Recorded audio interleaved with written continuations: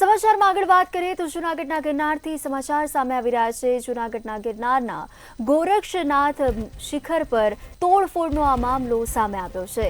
ગોરક્ષનાથની પ્રતિમાને ખંડિત કરવામાં આવી છે। ગોરક્ષનાથની પ્રતિમાને ખંડિત કરવામાં આવી છે। એમના શિખરના મહંત સોમનાથ બાપુ દ્વારા આ અંગે ફરિયાદ પણ કરવામાં આવી છે।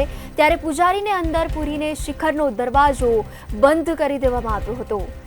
અજાણ્યા 4 શખ્સો દ્વારા તોડફોડનું કૃત્ય કર્યાનું પણ બાપુએ જણાવ્યું હતું। મહંત દ્વારા આ અંગે ફરિયાદ પણ નોંધવામાં આવી છે। પોલીસ દ્વારા યોગ્ય કાર્યવાહી કરવામાં આવે તેવી પણ ભારે માંગ ઉઠી છે।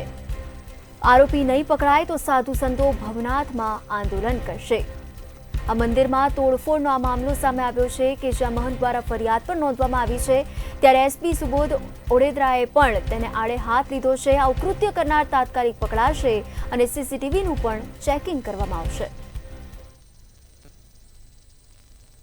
એ રાત્રિના કોઈ શખ્સો દ્વારા એ મૂર્તિને ખંડિત કરવામાં આવેલ છે, તો એના જાણ થતાં પોલીસની અલગ અલગ ટીમો સ્થળ ઉપર પહોંચે,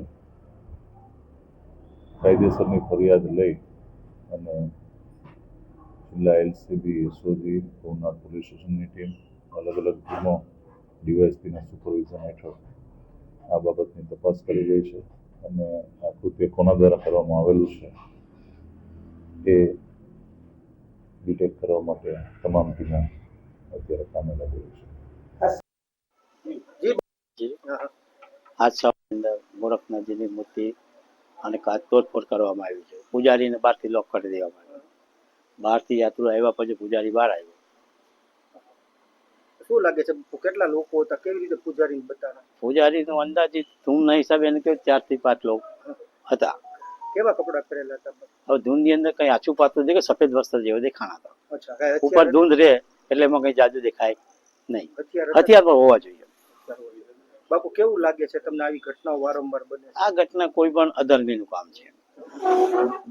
હાલ આપણે કઈ પોલીસની તપાસ કરે છે અને પોલીસ જે હશે તે સત્ય બહાર લાવશે। અચ્છા બાપુ, આનું પરિણામ નહીં આવતા દિવસોમાં કેવા? તો આના પરિણામને પૂરા ભારતભરમાં નાથ સંપ્રદાય દ્વારા એક મોટું આંદોલન ચલાવવામાં આવશે।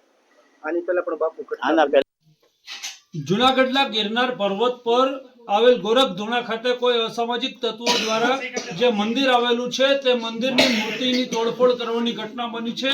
સમગ્ર ઘટનાને મામલે હાલ એસપી, ડીવાયએસપી સહિતનો જે કાફલો છે તે ઘટના સ્થળે પહોંચ્યો છે અને હાલ સ્થળનું નિરીક્ષણ કરવામાં આવી રહ્યું છે। તો બીજી તરફ જગ્યાના મહંત જે સોમનાથ બાપુ છે તે સોમનાથ બાપુ સહિતના સાધુ સંતો છે તે નીચે ભવનાથ પોલીસ સ્ટેશન ખાતે પહોંચ્યા છે, જ્યાં જે મૂર્તિની તોડફોડ કરનાર છે તે અસામાજિક તત્વોની સામે કડકમાં કડક કાર્યવાહી થાય તે માટેના પોલીસ ફરિયાદ કરવાની તજવીજ તેઓ હાથ ધરી રહ્યા છે સાધુ સમાજ દ્વારા।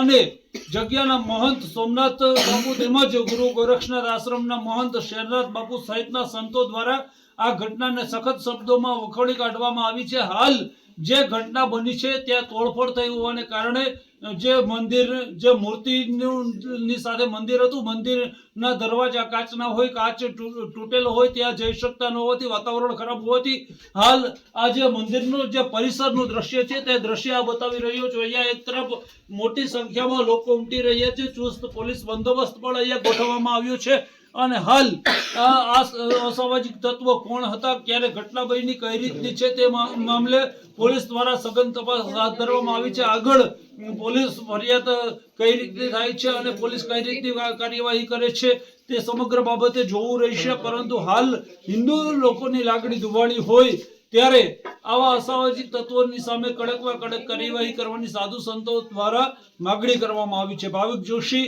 મંતવ્ય ન્યૂઝ, જૂનાગઢ, ગિરનાર।